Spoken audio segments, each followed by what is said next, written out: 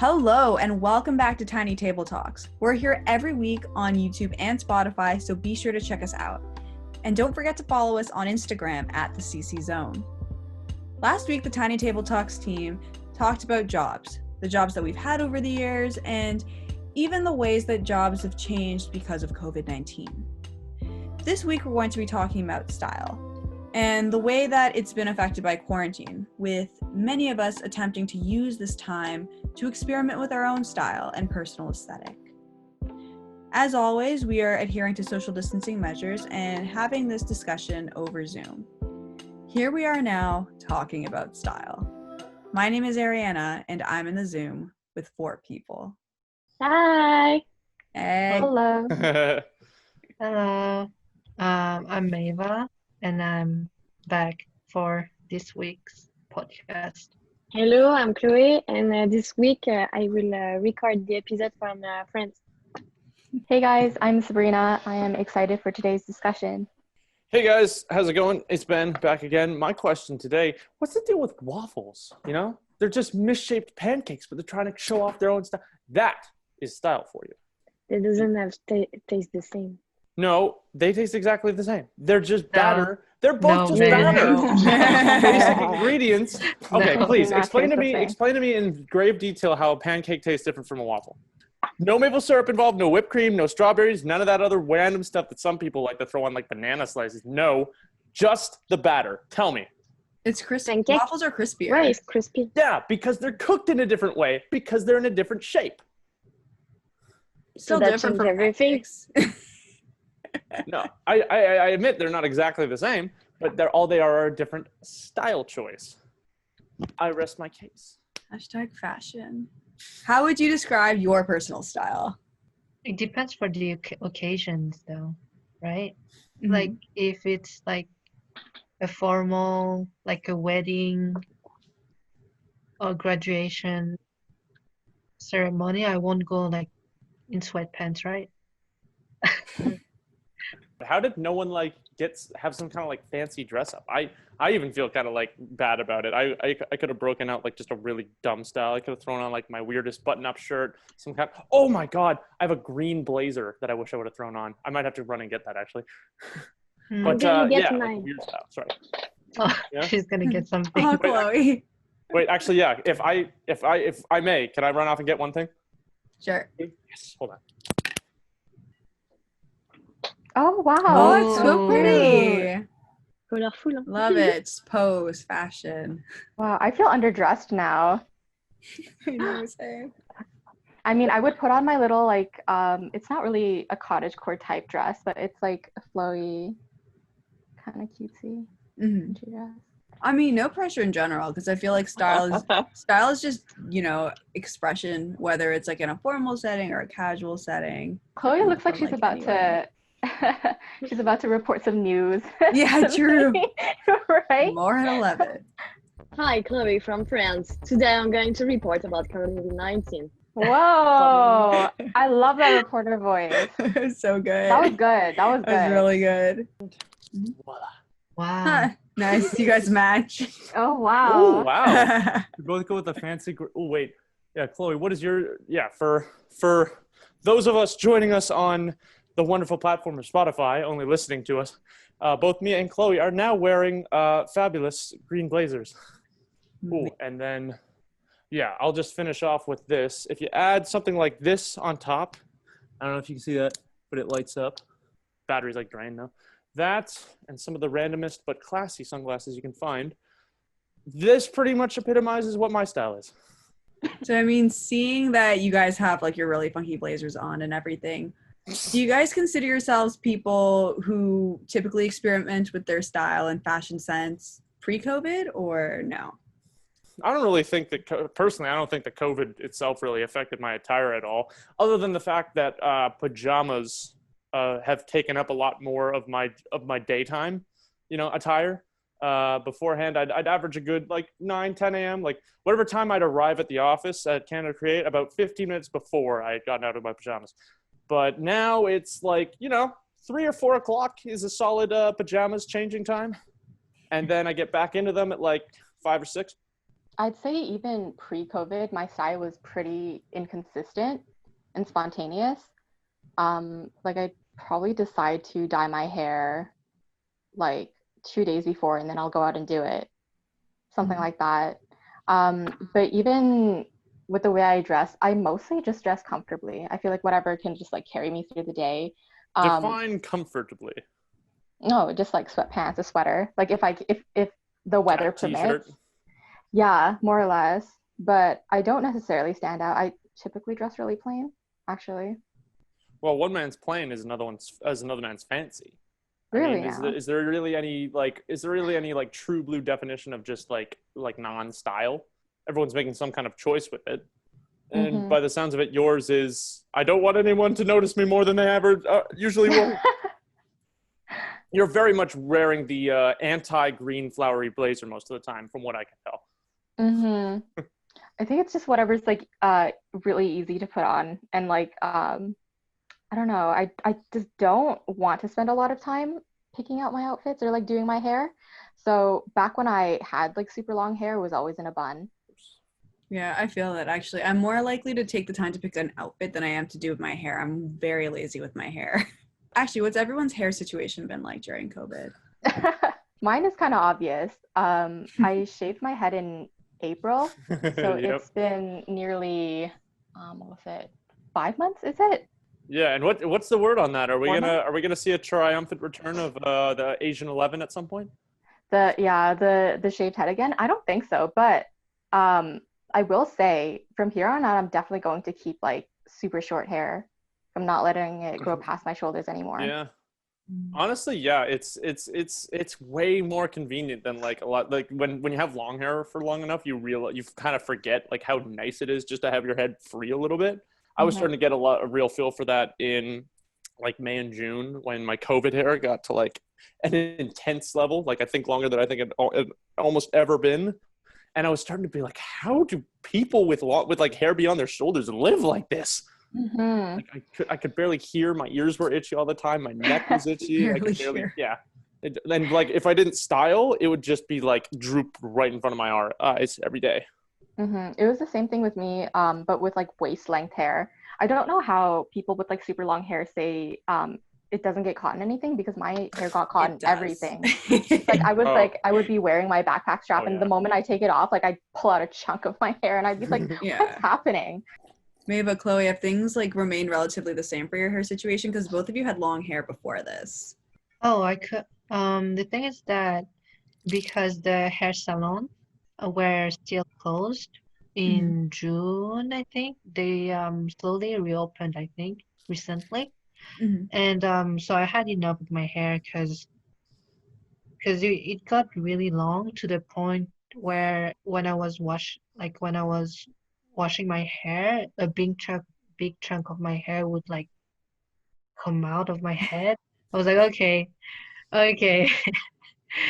And then I don't know, and because it was summer, this summer was really hot too. So I was like, oh, okay. I think it's time for me to cut my hair. So I asked a friend of mine who asked me to cut her hair shorter. Yeah. So I was like, okay, you can cut my hair too. So I just asked her like to cut my hair up to my shoulder, past my shoulder a little bit. And it turned out well. Everything went okay. Yeah. That's good. How about your friend's That's a hair? relief. Yeah. Yeah, I think she likes the haircut that I gave her. That's good. That's good that it turned out good. I feel like that's more rare.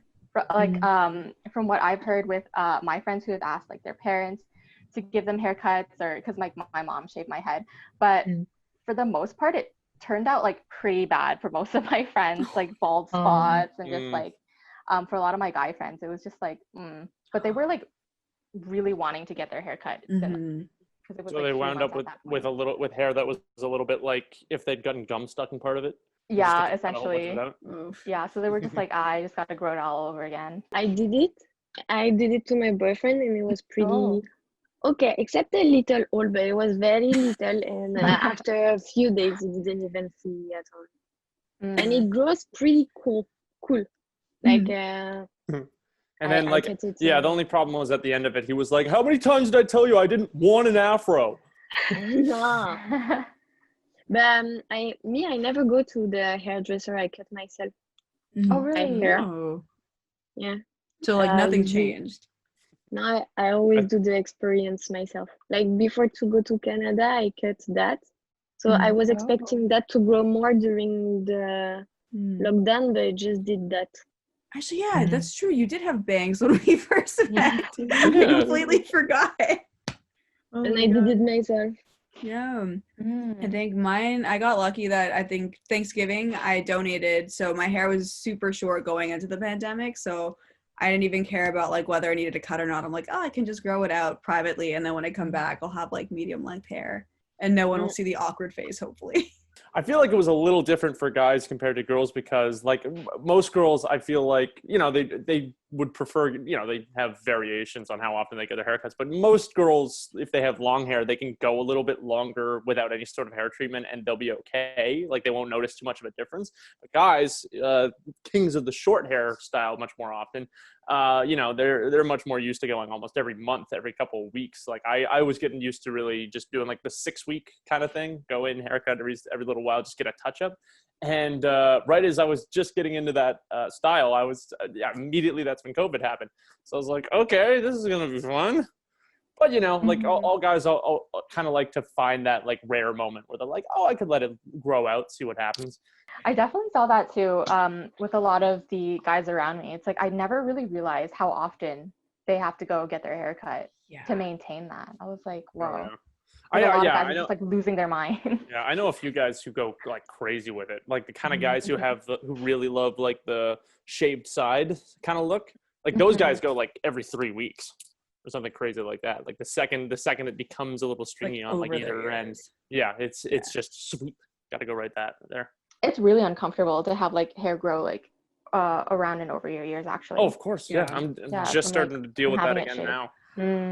Wait, I think I just cracked the code then, because everyone always complains that girl haircuts are more expensive than guy haircuts, but if guys are always getting them so often, then I feel like the cost about evens out. That's what I was thinking overall. Yeah, and also you could argue that they're paying by volume, because once again, statistically, like girls usually have longer hair than guys, like on average.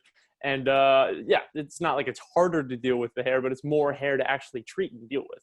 Or if you have like thicker versus thinner hair, because then for some people you have to, like boy or girl, you gotta like thin it out before you even start with the cutting. Yeah. I feel like on average, I typically spend more time in the salon than like say my brother does. So like I kind of get the price thing. No, it's starting to make a little more sense. Like the more we like all talk about it and share our experiences getting haircuts as girls and as guys and all of that. I think like haircut or clothing wise, like what is the biggest fashion risk any of you guys have taken over the years? Once I wanted to dye my hair in black, so I wanted to do it myself. And the day after, I had purple hair. No. Because I didn't choose the right. So I went to school with purple hair during like 1 month. Did it look good? Did you like it? Yeah. It was pretty original. Yeah. At first, my brother, he was like, purple, you look like a witch. It's horrible. Get this witch out of here. I think when I was like maybe 15, I dyed my bangs blonde, just my bangs. Because I really wanted to do something. Style now. Yeah, so like I was just ahead this of my part time. was blonde, and then everything else is everything just else black? is everything was my regular hair color. You were a trendsetter back then. I just like, because I wanted to dye my hair so badly, but then like everyone would always be like, if you do your whole head, you're gonna have to deal with all this stuff. So I'm like, what if I just do one part? And like it's weird because I look at it and it's like it's definitely dated itself. You can tell I was like a little teenager wanting to experiment, but overall, someone who's never met you before just sees the picture of it and is like, yeah, this was 2005. Literally. Which color it was? Those were the days. Blonde. Yeah, but it's super trendy now. I saw many people on Instagram doing that again. Yeah, that has nothing to do with me. You saw before the trend. Yeah. Just too lazy to dye my whole Do you think You you're going to go back created to that. it, especially now when it's in style? Probably not, just because like the only annoying thing was that when I dyed my bangs later, I noticed that if my hair was greasy, it would show up much faster in my bangs and it would just be like very quickly. So, and then I could only do like certain hairdos because obviously if I like put it back, I get like a little skunk thing. Yeah. So there were pros and cons to that hairdo, but again, I have zero regrets about it though. But I don't think I would do it again now as an adult. Oh, I have a similar story from when I was like 12, like in the 6th grade. At the time, I don't know what possessed me to want this hairstyle, but it was terrible. So I decided I wanted like half my hair to be like here and the other half to be here. Oh, like an So asymmetrical. you know that like Ava Max, yeah. like like I do not know. It was horrendous. Yeah, it was like. And then I came out and my mom was like, are you sure this is what you wanted? Because she was hesitant to pay for it too. She was like, did they mess up? Like what happened? But I was like, no, this is exactly what I want. So I wore that hairstyle for like 2 years. Wait, so Ben, Maeva, personally for you guys, like what have your biggest fashion risks been? I got a tongue piercing. Oh, really? No. What are you talking about? Of course I didn't get a tongue piercing. But the fact that you believed me for a second tells me something. I don't know. Ben, at this point, blazer, everything dude, you not a do tongue surprises piercing. me. Yeah, it surprises me half the time. I guess one of the biggest ones was, I guess like pretty much a lot of what I learned about hairstyling started out like pretty much in like first 2 years of university and like beforehand, like I knew a little bit about like styling hair and but I never really did much with it. I just truly let it droop most of the time. So yeah, my hair was bad for a long time. Then finally in the beginning of 3rd year, I did a 1980s themed costume party. It was like late April when I did it. And like I hadn't gotten a haircut that whole year so far. So my hair had gotten pretty long. So I decided it's like, oh, it's 80s costume party. How's about I bend the rules a little bit and go as Steve Harrington from Stranger Things, because I freaking just love the hair. So what I did was like found a few tutorials, bought some new products, and learned how to do it. And it was kind of good.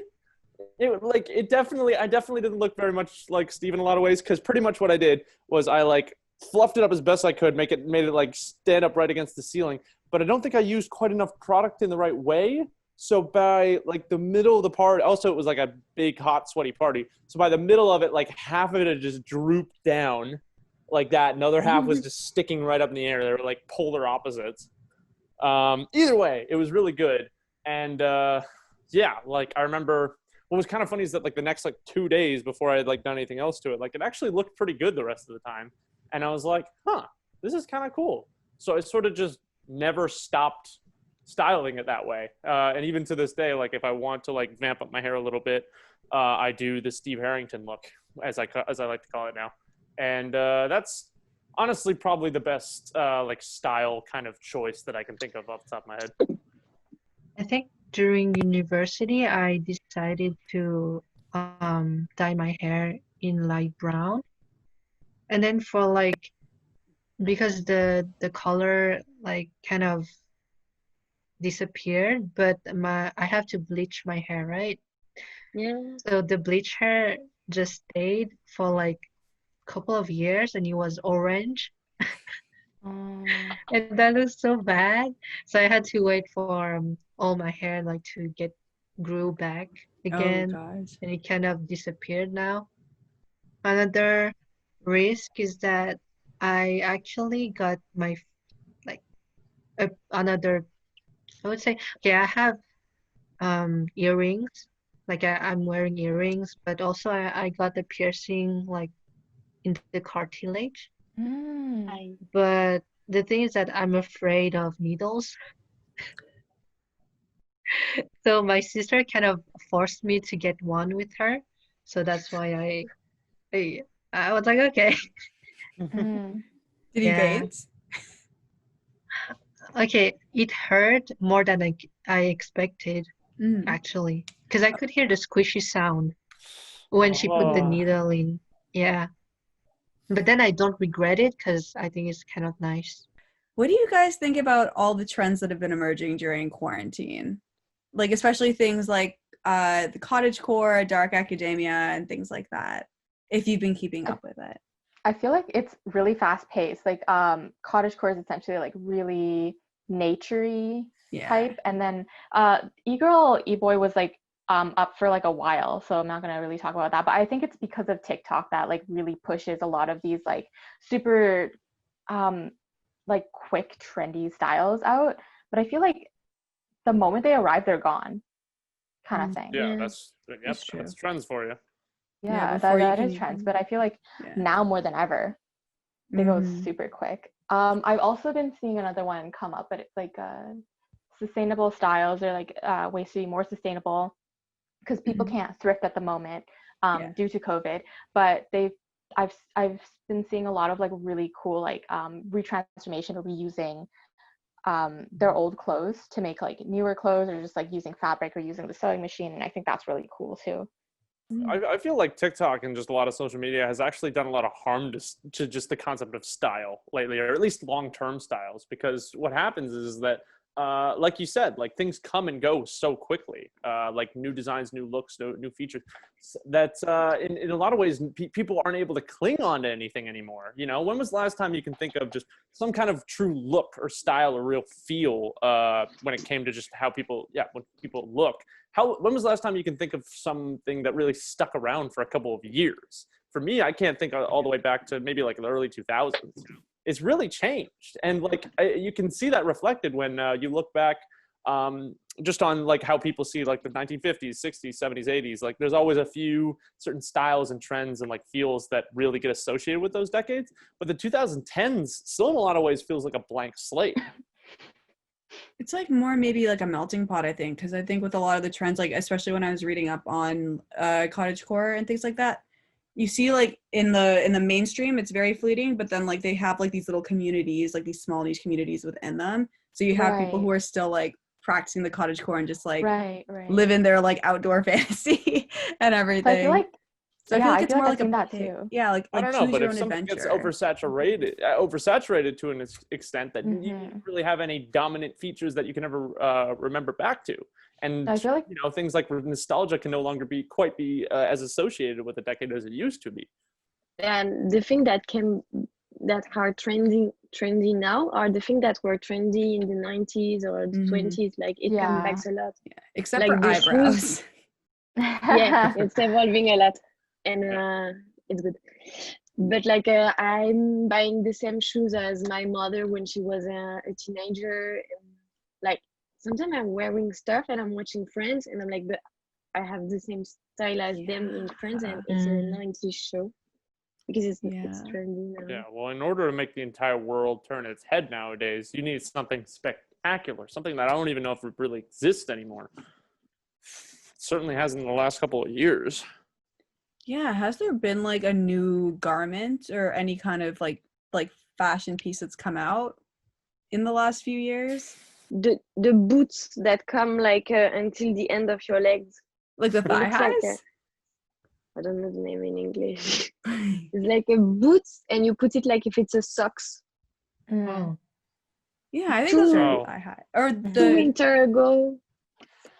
Like like it was super trendy. You gotta look that up.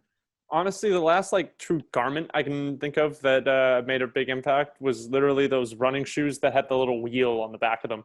Oh my god, the light ups. And that was like, no, not the light ups, like the wheels themselves that you could like roll along on for a while. Oh, those were such a hazard.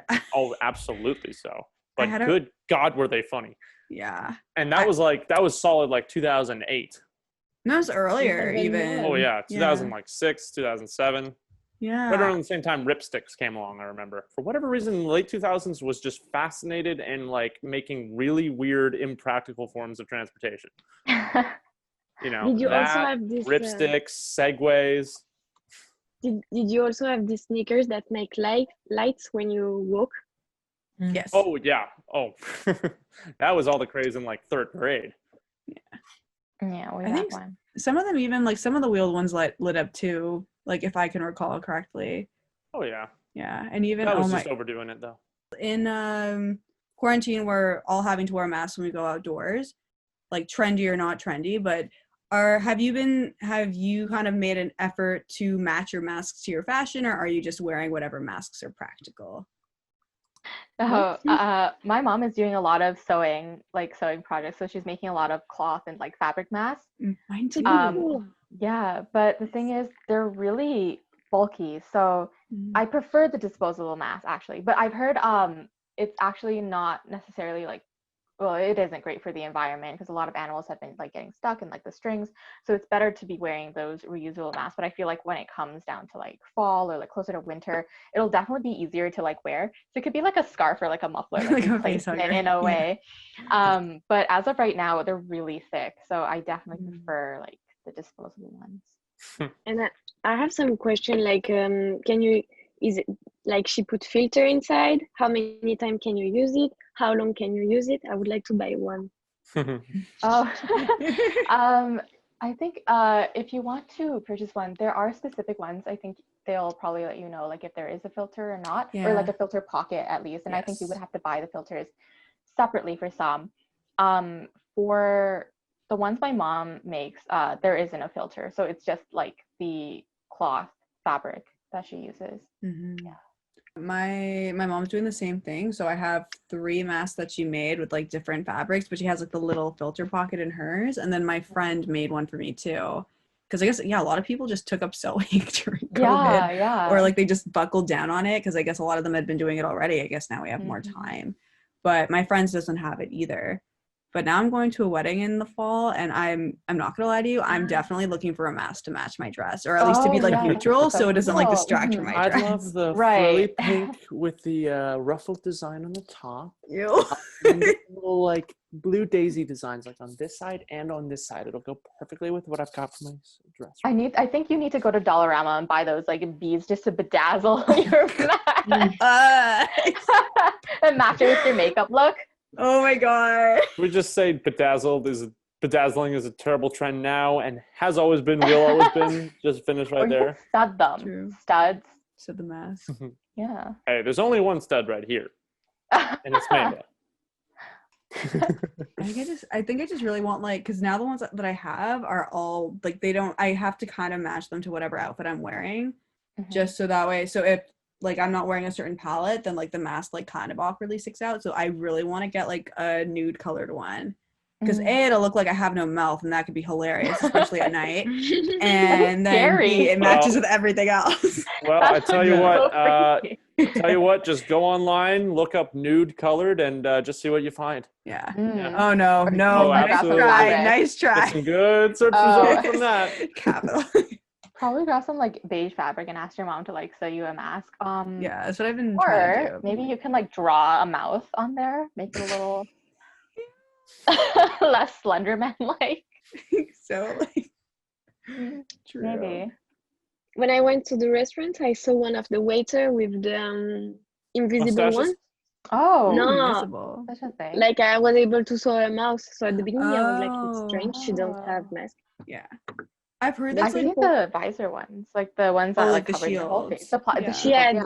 The restaurant I've been working at part-time has like those completely like transparent plastic masks. That's really good for the hearing impaired. That you wear and you have like it just like clips on your chin a little bit and that's it. Like there's no coverings anywhere else. It's just like that. Just like a little soul patch mask. Yeah, and truly like from if you're like more than like 5 or 6 feet away, you can hardly even tell the person's wearing it. Just overall, have any of you been online shopping during this quarantine? Why or why not? For style-related things? Yes. No. At the beginning, because I was in Canada, I didn't have all my stuff, so I bought like some sports things and things to stay home. That's it. I actually ended up getting stuff for online shopping and all of that. Well, not in the beginning, but just like now because I think in 2019, my New Year's resolution was to not get new clothes at all. And then this year I was like ready to just like get whatever I needed. I didn't go crazy, but it brought like a weirdly nice sense of normalcy to like order some stuff online. I got it all last week and I was like, oh, This is great. It was literally just like some like cardigans and blazers and shirts. Honestly, I feel like now is the time of, like, now's a better time than any to just go and patronize like actual like local clothing stores, because if we don't, then it's gonna be the end for a lot of them. So I've definitely been trying to save up for a little bit of like a spending spree like near the end of the summertime. I'm trying to set up an official treat yourself. And yeah, just go to a couple different places. And like there's a couple just like really kind of nice stores that I'd love to just go and like splurge a little bit, like buy like a really nice shirt or like tie or something like that, for the more fancier of occasions. Like there was this one store that was open around the block for me forever that was really like fancy and nice and had like so many cool clothes that I wanted to try on. But I was always self-conscious to go in there because I was never in a good financial spot for it. And those kind of stores are like black holes, you know. You hop in there, they will just make you feel so bad if you try to leave like without spending anything. So I was like, I'm not going in there until I have money. But like, yeah, it just had like a really cool look to it. My girlfriend and I dubbed it the Andy Bernard store, you know, after the character from The Office. And just because like he had that very distinct look, and we were always like, I feel like that's where Andy Bernard would go shopping, and I'd like to go there too. So then, even when you do that kind of shopping, and just like any kind of shopping people are doing, do you think it kind of provides a sense of normalcy and like relief during these times? Not really. Nothing really does at this point. Just fill in a void.